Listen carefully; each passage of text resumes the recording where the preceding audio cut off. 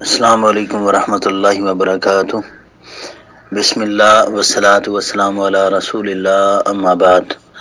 بھائی کا سوال ہے کہ یہ موجودہ صورتحال جو ہے وائرس کی وجہ سے علماء نے عرب و عجم کے علماء نے اس بات کی رخصت دی ہے کہ اپنے گھروں میں نماز پڑھ لیں، تو کیا ایسی صورت میں گھر میں اذان بھی دینی پڑے گی یا اذان کے بغیر ہی نماز پڑھ لیں؟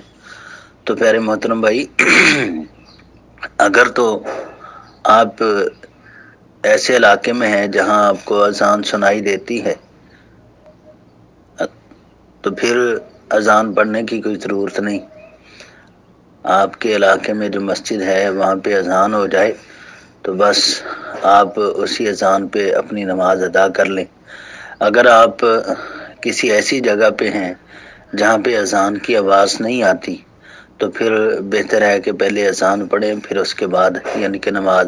وہ نبی علیہ السلام کی حدیث کے تحت جس طرح آتا ہے کہ اللہ کے پاک پیغمبر سفر میں تھے تو نبی علیہ السلام نے یعنی کہ دوران سفر پہلے یعنی کہ اذان کا حکم دیا، اذان ہوئی، پھر اقامت ہوئی، پھر نماز پڑھی۔ اور اسی طرح ایک وہ آدمی جس کے بارے میں نبی علیہ السلام فرمایا کہ وہ دور دراز پہاڑوں میں ہے اور اکیلا شخص ہے، پہلے اذان پڑھتا ہے، پھر اقامت پڑھتا ہے، پھر وہ نماز ادا کرتا ہے، تو اس کی تعریف بھی کی اللہ کے پاک پیغمبر نے۔ تو اس لیے اگر آپ ایسی جگہ پہ ہیں جہاں اذان کی آواز آتی ہے تو پھر آپ کو اذان پڑھنے کی ضرورت نہیں۔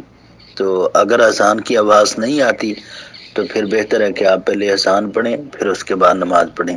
ھذا ما عندی واللہ اعلم۔